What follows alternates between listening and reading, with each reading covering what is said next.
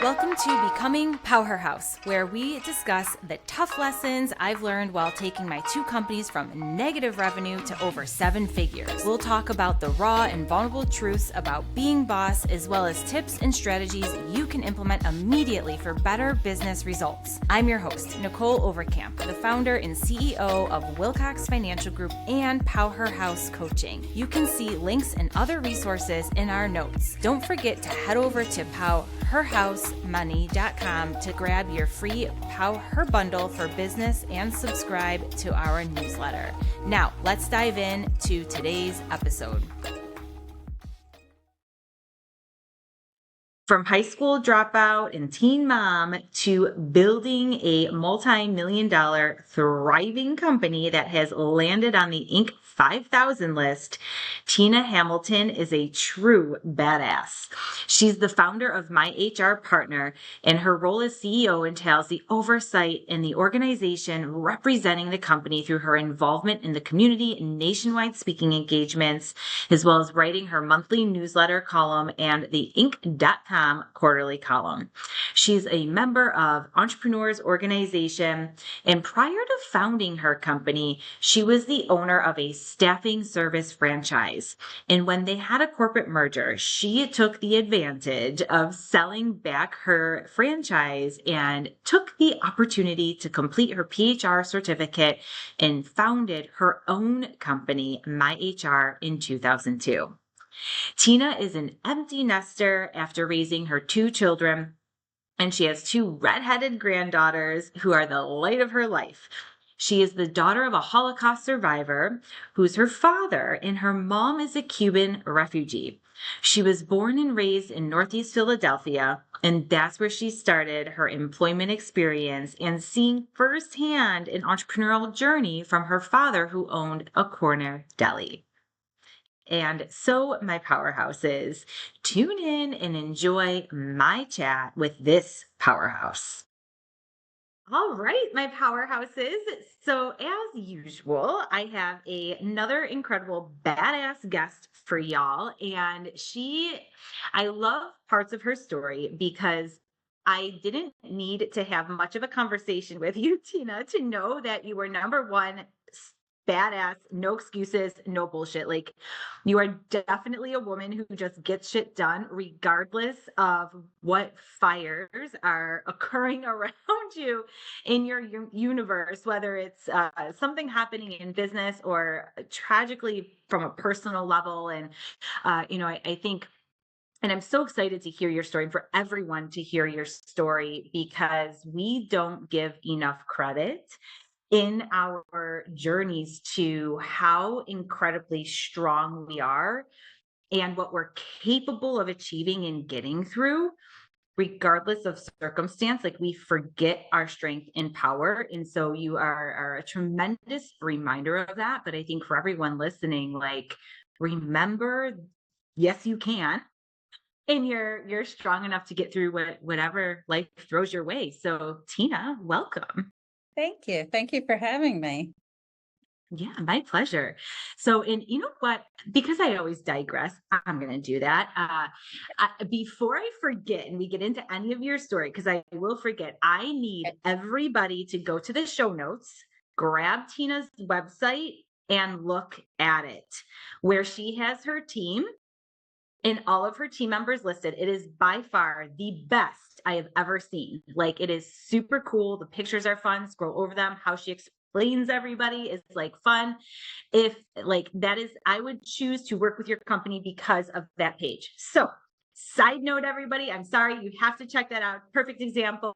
And so now I'd love for you, Tina, to talk about like where you started in the journey of your own business and some bits of how you came to be. Yeah. Well, we all have our unique stories. Mine was, people assume, first of all, that I'm an HR person that started this company, an HR company. I'm the furthest thing from that. I'm an entrepreneur. I've owned a couple of companies, a few businesses, and I'm an entrepreneur that happened to have started a company that turned into an HR outsourcing company. It was never my intention. So that's first off. I did not stay in the normal track of things. I'll just real brief with my first business. I worked for a company and it was a franchise of a staffing service. And the owner of the business was checked out, and I just thought it was natural for me to just ask him to buy him out and let me focus, because I knew he wasn't focused enough on things. He had other business interests anyway, so I bought the business from him, and it wasn't like a thought process as you think it would be. It made sense in my head and to do it, and I just did. And I don't know, sometimes I think we question ourselves too much, and maybe it's an entrepreneur mindset where it's like, why wouldn't I do this? Right? What would be the other option? To keep running this business with a guy that's not focused. So anyway, I purchased that business from him. It was a franchise, so there ended up being a merger. So I had an option to sell or buy into it, and I decided to sell for various reasons. And I was pretty successful with that. And I was in my early 30s. So I was still pretty young to be in that position. So did not come from anything though. I actually was a pregnant teen, high school dropout. I didn't have the trust fund parents that put me through this to get me started. So it was all just, I don't know, it was just what I did. I didn't think that much about it. It was whatever made sense. If I thought I could do it, I would try it. And that's what I did. There wasn't a lot to lose. Worst that could happen was it wouldn't work and I'd get a job. So sold that business, did not know what I was going to do next. But started going through this process of what did I like about my first business and what didn't I like about it? I just naturally knew I'd start another business. It was just a matter of what. And I came up with this idea at the time, 22 years ago. There was nobody doing outsourced hiring. Outsourced wasn't even a word people used very much, but 22 years ago, it wasn't a thing. So I knew that there were a lot of small businesses. That's what I loved. I've always loved entrepreneurship. My father was an entrepreneur. I had a grandfather who was an entrepreneur of small businesses. And I knew that small businesses, when I owned the staffing service, they call and needed help, but they needed much more help than us finding a human that could go work there. They needed people, they needed somebody that understood their company and that could help them understand what they needed to help them enhance their businesses. So the idea was to help companies meet their vision through hiring the right people. And that was what I ended up creating. And I had an idea of it, did a market survey of about 35 companies. I just thought, well, I should ask somebody if it's going to make sense. I think it makes sense, but does it? And I called 35 companies. They gave me all kinds of cool ideas. It was actually a lot of fun. And then a few called me back and said, hey, I know you're not in business yet, Tina, but would you do my hiring? I could really use your help. And I thought, yeah, this will be great. I can test things out. And that's what happened. And I started doing that, got one client, then another and another. They started hearing about me, but I didn't want to be a consultant. I mean, that's basically in essence what I was doing at that point. I wanted to have a company that I knew for sure. And so as I was doing things, I started documenting processes and figuring things out. And so I had something and hired my first employee and began the process. And the quick story of a very long 22 years worth of story is, as we started helping these companies hire better people, and we 100% were, there was no question. And we saw that they were still having turnover. We couldn't understand. We're helping them hire better people, but I still see them walking out the other side. And I started looking in and realizing, oh, these companies, these were smaller companies at the time that I was working with. They didn't have basic fundamental things in place, like job descriptions, handbooks, like things that maybe don't seem like a big deal to a small company, but direction, like their employees didn't have direction. They only heard what they heard from the owner of the company. They didn't have a real roadmap to success. So I've never had an HR job in my life. I literally started, well, it wasn't even Google back then. It was whatever was on the internet, but just started looking up, how to do a job description, how to do a handbook. And that's how we began. And every time we started doing offered one more service, they asked for more and more. And so eventually people started asking for full HR. And so I took 18 months, developed me and a team, developed what that would look like, started hiring people on, and here we are 22 years later. That's Love it. it. Yeah. Just like that. Yeah. Yeah, well, and it definitely wasn't just like that. There was a lot of pain in there. There was. Yeah. But I just love that, number one, you're seeing an opportunity and you're just running with it, right? And yes, of course, I think that's in our blood. Like, we don't calculate the risk exactly. We're just like, we're gonna do it. There's opportunity. We're figuring it out, right? Yeah. And it's way better than getting a job. I'm pretty sure I'm unemployable at this point. I've been all the around so time. long, I just don't even, I'd feel sorry for the person that hired me. But no, I think Yeah. a real entrepreneur probably isn't employable. They need to be that visionary, and that's their Yeah. job. Yeah. Yep. 100%. Yeah. It's that excitement and the ability to constantly be innovating and creating and growing the team with the clear direction. And I think that's a great point you make, because when we start as business owners, and I mean, I can speak to this, when I started, like you, I was like, oh, I want to start my own business. This sounds like a good idea. No idea how to run a business, and horrible with, like, HR would hear me and what I want, like, would cringe. And my ironically, my best friends are in HR, and they're like, oh my God, you can't do that. And I'm like, what do you mean? And how times have changed, right? As well, and how different that is over the last decade. It's wild. And so, I absolutely had zero idea what a handbook was, what it was to give clear direction or a roadmap. And, it was funny, Tina, is that one of my employees is the one who challenged me with that and forced me to be better as a leader. She had come and she's like, hey, what does my growth here look like? I think she used the word roadmap, and where do you see me going? And I'm like, oh shit. I didn't think that through. Yeah. Right. Funny you should ask. I will get back to you on that. Of course, I pretended to have my shit together and I figured it out. And, fortunately, she's still with us as a key employee now, but we don't. And it's so valuable to have companies that can assist us and kind of point us in the right direction so we don't go off the rails. And now I think there's a lot more awareness around HR. Thank you, internet, but we still don't realize the significance of it, right? I think for so many reasons, but, and as you were starting, right, and creating this idea, and it evolved as you gained more traction, and everyone was like, yep, this is awesome. We want more, which is always a beautiful business. Yeah. What were some of the things that you struggled with? I mean, you were a firm initially hiring the right people, and now you had to look inside and do the same for your company. So, I'm curious, because it's always easy to do it for somebody else, but then when it comes to your own, yourself or your own business, you're like, ooh, I didn't see that one coming. I'd love to hear if there's anything that you had is like huge rocks that were great lessons to build off of.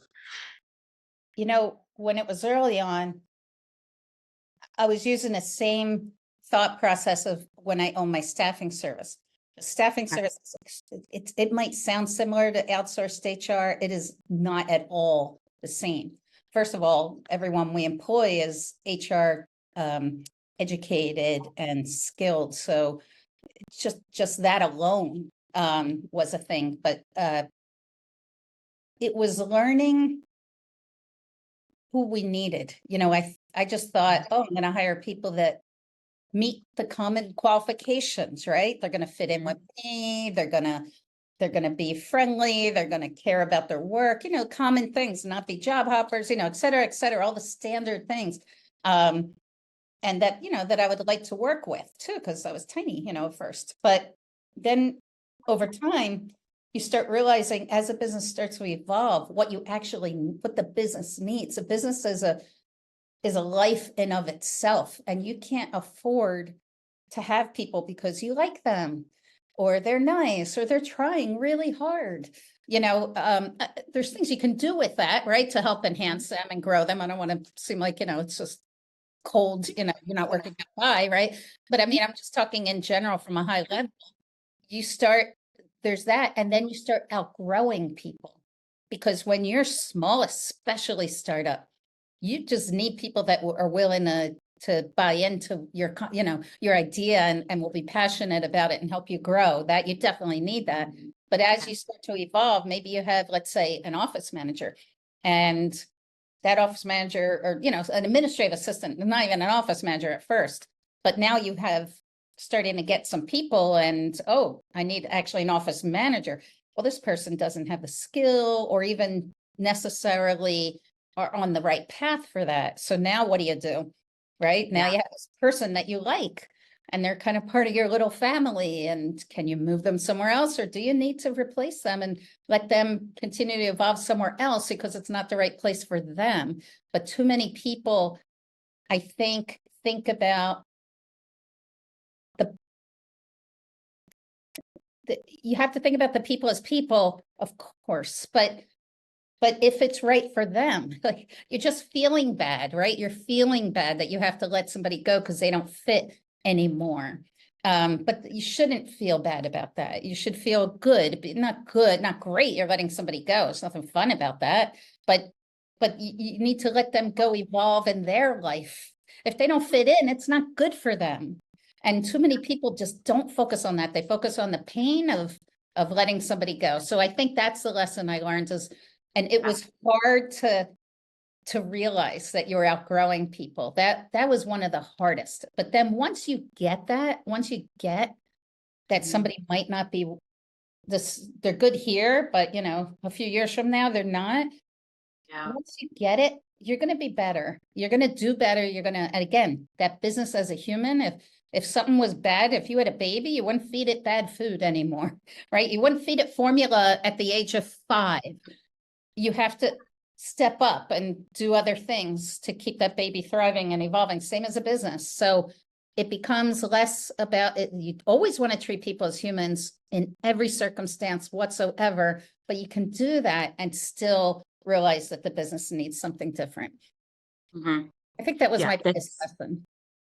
That's a great point too. And I actually now I'm like thinking of a couple of clients I need to send this podcast to when we're done recording, because we were just having that conversation. It's like you love them, they're good, they're loyal, but they're just not the right butt for this seat. And it's like I've fallen guilty to the same thing. It's like you're trying to fit this square peg in a round hole because you love them, but like they're just not it, right? And to your point, I think we do need to consider like it's not kind to them either, because they could be feeling like they're never measuring up and where they can thrive somewhere else. And it's easy to become like so self-absorbed in a way where it sounds terrible saying it that way, but it is, right? We're not considering like their other opportunity outside of our organization. So I love that you brought that up, because it is an easy trap to fall into, especially, if you are hiring your friends and family. That's always uncomfortable conversation to have. So that's a good point. I remember my son at the time, he had just, when I first started, or early on, he was graduating college, and he decided oddly to go into the HR world. It was shocking to me, but he literally begged me to come work. I still remember him like, please let me come work for you. And everybody thought I was cold as ice. I am the opposite of cold as ice. I'm not that person. But he was at that point in his life where he was still a little irresponsible. I saw the way he was treating jobs. He just wasn't there yet. He wasn't mature enough. And I had a company, and this is a company. It's not a joke. And sometimes, and I understand why people do it. They bring in their family members because, this is great. I'm going to be able to trust them or give them an opportunity. But if it's wrong for the company, it's wrong for the company. I can't emphasize that enough. Like the business itself is a life that you must keep pulsating. It has to keep growing, or you are nothing. You're useless. So, or you're going to go out of business. So I I would have done it later in his career for sure, because he was ready then, but then he had a career and he was doing good, and that was where he wanted to be. But you can't make choices around that. That's my opinion. Yeah. No, I agree, Tina, and I think that's one of our most difficult jobs as the CEO is to make all of our decisions for the betterment of the company, Yes. in even how we're showing up, where we don't always recognize how we're coming off or behaving, or how perhaps something is like seeping into the culture depending on our headspace. Yes. And but we don't get the option that our team has necessarily to take time, and can we? Sure, depending on who our team is. But the reality is, like, we have that vested commitment to the company, this live breathing thing, and our team that we lead, who depends on us for direction in their livelihood, to still show up in a way where we're leading, not managing, which means inspiring. And that is, it sounds so simple, but it's really fucking hard, especially when life gets hard, and I'd love for you to talk a little bit about that too, because I think that sometimes when life happens and things get tragic, and and I went through something myself where I went through a very difficult time with my husband, and critical accident. And, we, uh, there were moments where I locked myself in the bathroom. I sat on the floor and I was like, I don't want to do this anymore. Like, I can't do this anymore. I don't want to go on. And, my COO, Sarah, at the time, she would like knock on the bathroom and like pick me up and say, no, like, we're not going there. And no one saw that, other than her, a couple of times, but not the rest of the team, the clients. No one had any idea, because I made promises, right? And for me, it is also, in this weird way, it's what saved me, right? Where I was able to utilize that as like my heartbeat and lifeline a little bit, to say, like, there's more, I can do this. And it was a strange dichotomy, to be able to show up that way. So, and I know you've gone through a lot, right? And so how did you, as a, even when you first started, single mom, high school dropout, like, being headstrong, knowing, number one, you're worthy of all the things you've created, but then, the tragic things that you've gone through, to be able to continue to show up and get through, even if it wasn't your highest and best self. Yeah. I mean, it happens a lot, because Yeah, life, usually every like, so many years, something's going on, right? that's Like, right. unfortunately, at least in my world, it seems, I don't know why. Um, Yeah, but, I don't know, um, I remember early on, I don't know if this answers the question or not, but I remember early on somebody asking me, yeah, why do you work so hard? Because, when you first start a business, especially the first, well, it depends on your business and what's going on, but it's definitely the first 5 years, of, if not 10 years or whatever it is, you're yeah. working like a freaking maniac day and night. If you're not working, you're thinking about it. It becomes a Mhm. part of your fabric, like who you Right. are.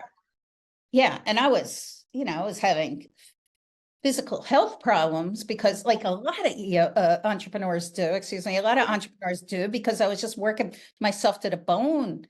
Um, Right. and so I think there's two answers there. So anyway, this person asked me, why don't you just get a job?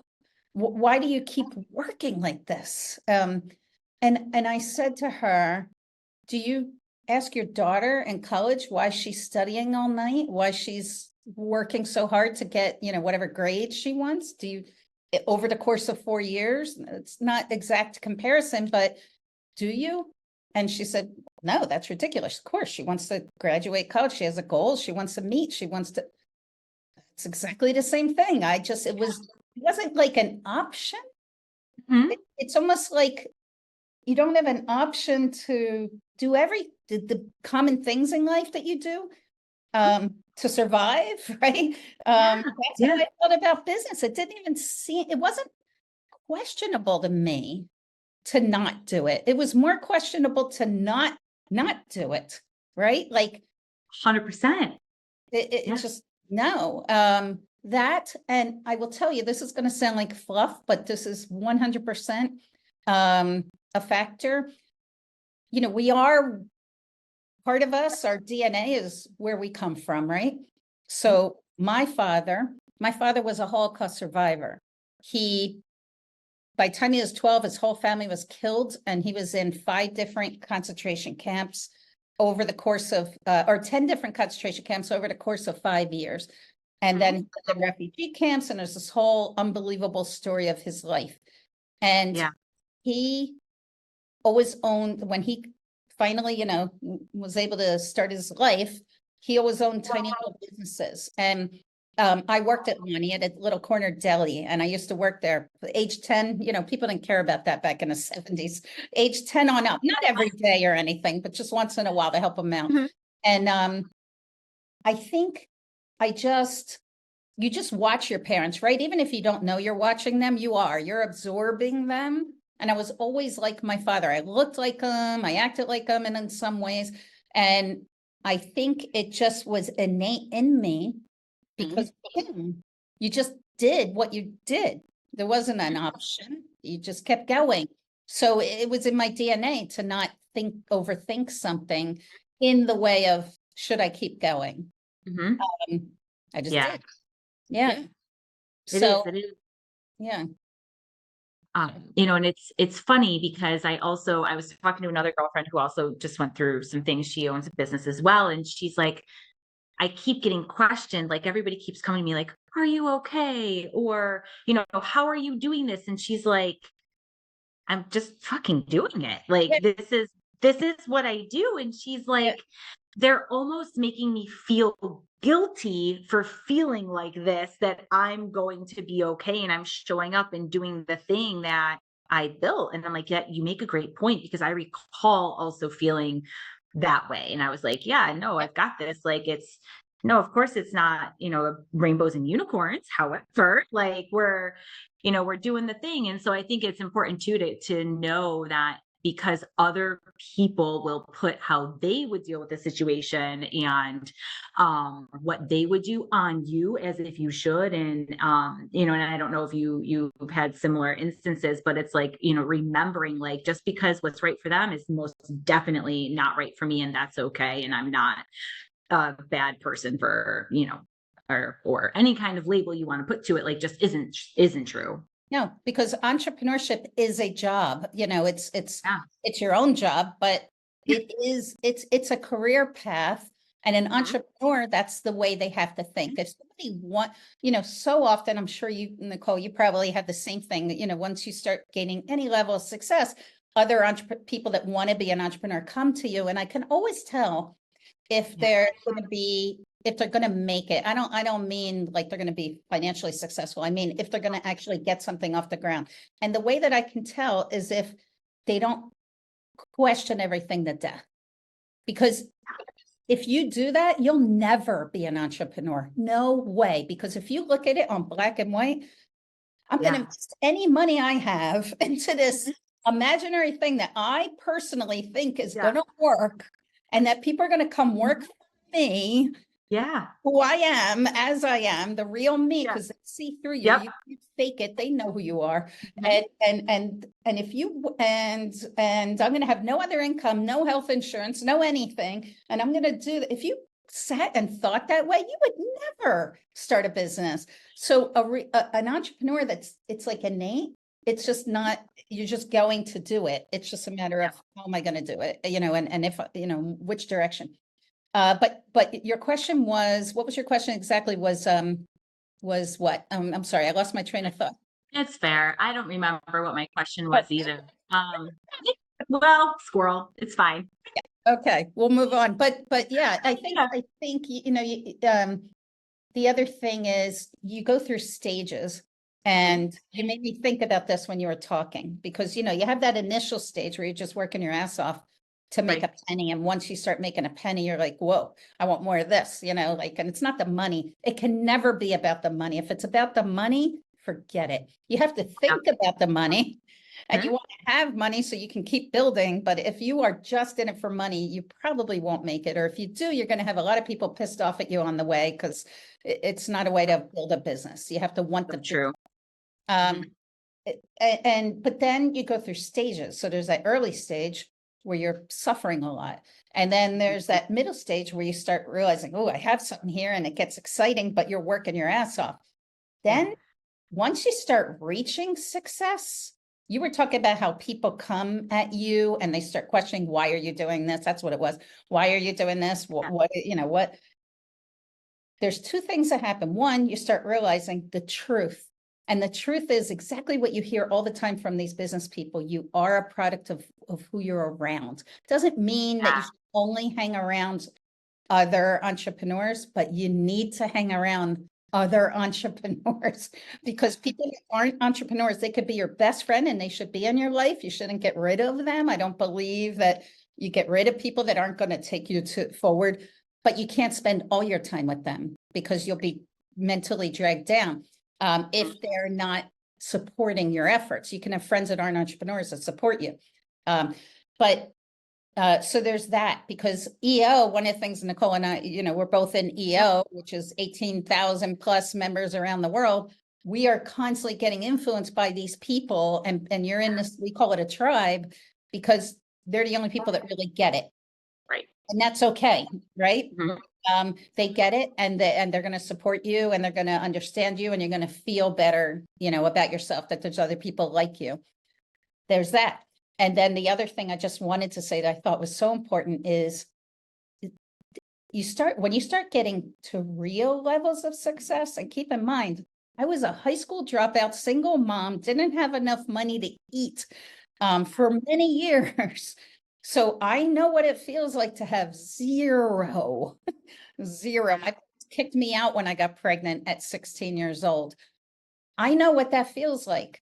Yeah. I'm not saying that to make myself look better. I'm telling you it's for a reason, because where I'm headed now, I'm at a point where I've reached some real success. I have money, I have money, and I have means to do things that a lot of my friends don't. I never let that get to my head. But some people will not want to be on that journey with you anymore. They Yeah. don't, either jealous, it makes them feel bad about themselves for whatever Mhm. reason. And I say that because it's true. I've already experienced it. I've seen people, they Mhm.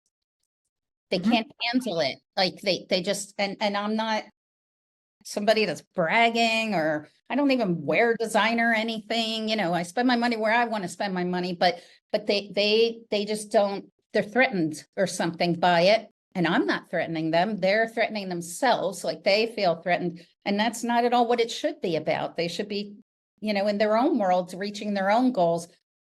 But sometimes that's going to happen, and you got to be ready for it, because it's not easy. It's actually very hard, where you start feeling like you start talking down at yourself. I remember I remember being at a grocery store, the first time I had a really nice car. And Mhm. it's back when they used to, I don't know if they even still do this at grocery stores, where you could pull your car up and they would load your car. And I Yeah. remember the guy, I'm standing there, there's all these people in line, a cashier and this bagger, and he said, what kind of car do you have? And I remember like swallowing, and I didn't want to say it because it Yeah. sounded too pretentious, and I was so uncomfortable. And it took me years to get past that. Mhm. Uh, it doesn't mean I have to walk around like, hey, I drive this, but that's not who I am. Some people are like Yeah. that. That's fine. But Yeah. you have to start getting comfortable with it. And that's hard. Believe it or not. Man, that, Probably a hard problem. People are probably listening to us going, oh, it's a problem I'd like to have. But oh yeah. yeah, But right. earned though, earned. That's the difference, Oh, yeah. Um, That's right. but I will tell you, Tina, like that is a great point, and no one has actually ever brought that up before, and it's a mind fuck. Like, and I will say, like, number one, that's 1000% relatable. I also came from nothing. And built this. And it's like, I forget who I am. And sometimes I'm still like Nicholle, who was only able to afford like sweet potatoes and popcorn for meals. Yeah. And it's interesting. Sometimes I have these like out of body experiences, but then also to your point of who you're surrounding yourself with and Yeah. feeling like you have to be hyper vigilant all the time, or not talking about like the fun stories you have to Yeah. share. And my best friend in this whole world, she also is a business owner. And we went to dinner long ago with a bunch of girlfriends, and I could tell I was being judged. And so I can't remember the specifics of the conversation or what I was saying, but I recall lying. I recall like downplaying what it was that they had asked about and only giving like a fraction of it. And after that dinner, my girlfriend pulled me aside, my best friend, of course, and she goes, "If you ever shrink yourself again, Love I will that. kill you." Yeah. She's like, "Don't you ever do that." Yeah. She's like, "It's not, you deserve all of this, and it's fun to talk about. And if they can't handle it, who cares?" That's them. Right. And I was like, wow, like I didn't realize I was even doing it, Yes. and that's how we are with each other. Like we've been friends since, kindergarten, and maybe before that. Actually, we're so good at calling each other out. But it's like, and then it kind of pivoted into that conversation of like, maybe these people aren't healthy anymore, because if I'm around them all the time, even though there's history and I love them, but if they always make me feel like garbage, it's not worth it. And that is one of the hardest things that I've had to go through, that I think isn't talked about a lot, right? And recognizing it's a them thing, it's not a you thing, but it feels like a you thing. And the pain of almost like grieving with the loss of who you thought was in your circle and going to run and thrive with you just isn't. And then being vulnerable and open to allowing new people in. And EO certainly has helped me quite a lot with that, because they just get it. And we're all nuts, right? Like we're all some kind of like, Oh, there's no crazy question. Yeah. Yeah. to do everything that you even just articulated is like the thought process of being an entrepreneur. Like, hey, let's Yeah. work 100 hours a week and not have any benefits, and maybe Yeah. make negative dollars. Like we're actually Right. paying other people to do it, right? Yes, that's what we did. And so there's a little lunacy in that, but we wouldn't have it any other way. And so that's just great point. I don't think I had anywhere else to run with that, but I just love that you brought it up, because again, it's one of those things that gets buried in the journey and we don't talk about. And then where do you go with those conversations, right? And it's normal, it's fine. And I think it's healthy to do as well, because for your own like sanity and mindset, and you should celebrate what you've accomplished, especially from your entire journey. I think it's just so cool. And you've not only started there, you are now a 4-time Inc. 5,000 company. You want to talk about that? Yeah. I mean, I never would have Yeah. thought that. And we're also extremely proud of winning multiple Inc. Best Places to Work. That actually is Yeah, meaningful to me, believe it or not, even though it's less I believe it. publicized, Yeah. because I wanted a place that people love to work and could thrive. But yeah, I mean, really, we apply. So you apply to be an Inc. 5,000. It's 5,000 businesses get chosen around the entire United States of America. I believe it's the entire United States. And you apply, and they measure you on all these different things, and maybe you get chosen and maybe you don't. And I think the first time we didn't, and then after that we got every time. And what was it? Yeah, obviously a lot of hard work, but Mhm. and I know this is going to sound cliche, but it's so true. Like, again, you got to stop worrying about, you're not hiring people to be friends. You're Mhm. hiring people to do a job, and hopefully you'll get along great, and you'll Yep. love being in each other's company because you spend time together and you need that. But you're not hiring for that reason. You're hiring people that are going to accelerate the business and that fit into your culture, and are passionate about what you do. And if you do that, and then that's number one. Number two, knowing you got to be humble. You have Mhm. to be humble. And so what that means is, I don't know how to do this. I have no idea. I need to find Yeah. someone that does. And Mhm. I literally have surrounded myself with the top in class people. That is what I do. I make sure, even no matter how much, I just interviewed a guy for, we're hiring for a leadership team position right before this call. Great, seemed like a really nice guy, everything, but I had to get past that because there was certain things that made it very clear he wasn't at the level what we needed. Yeah. That's it. You got to hire, you either have to hire or outsource, which is a great way, especially as you're growing, to outsource, whether it be with a consultant or a company or whatever, the pieces that you don't know, you need to get that right. You cannot be cheap about things. You can't try to put band-aids. At first, you have no choice but to put band-aids because you have no money at all. But Yeah, once you start, bootstrap. yeah, I mean, you have to do it. But once you Mhm. start to grow, you just spend the extra dollar. If this Yeah. person's a little better or that advice is a little better, find the money, find a way to make the money so that you get the right advice. Because if you have the wrong advice, it's going to slow you down. And Mhm. also you'll have the wrong advice and you might not know it for a long time. Because you don't know. That's why you're hiring somebody else, right? You can't know everything.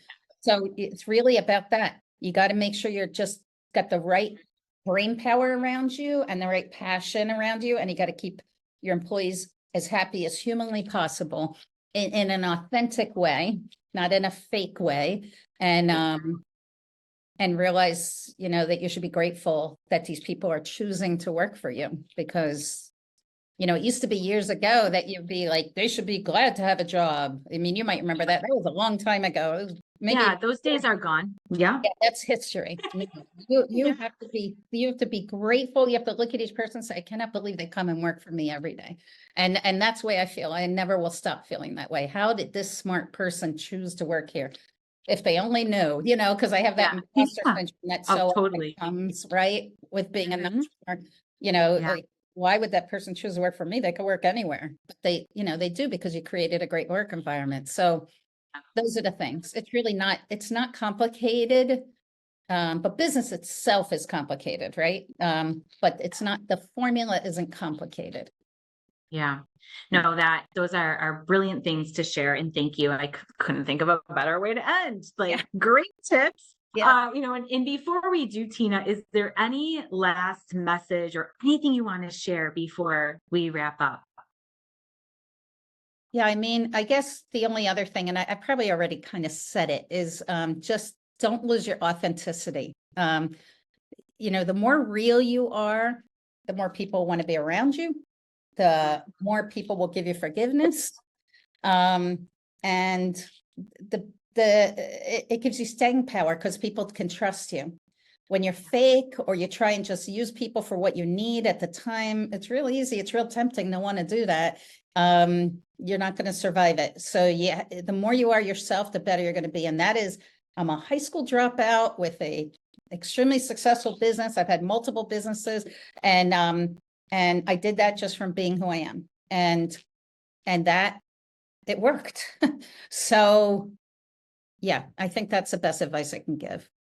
Yeah, no, it's so powerful. And I mean, yeah, you can't be anybody else anyways, right? Like be genuine and authentic. So Yeah. thank you, Tina. I appreciate you so much. We will have all of Tina's contact information in the show notes, of course.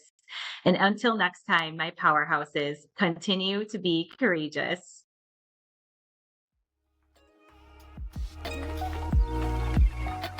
Thanks so much for listening to Becoming Powerhouse. You can find all of the links to our site and resources in the show notes. Let's connect on Instagram at Her House Money, and don't forget to subscribe to our newsletter at powerhousemoney.com. Remember, I want to connect with you. I want to hear your thoughts and help you with all the challenges you're having. So engage, send me a DM. And of course, if you're loving this podcast, let us know and go ahead and hit the subscribe button and leave a review.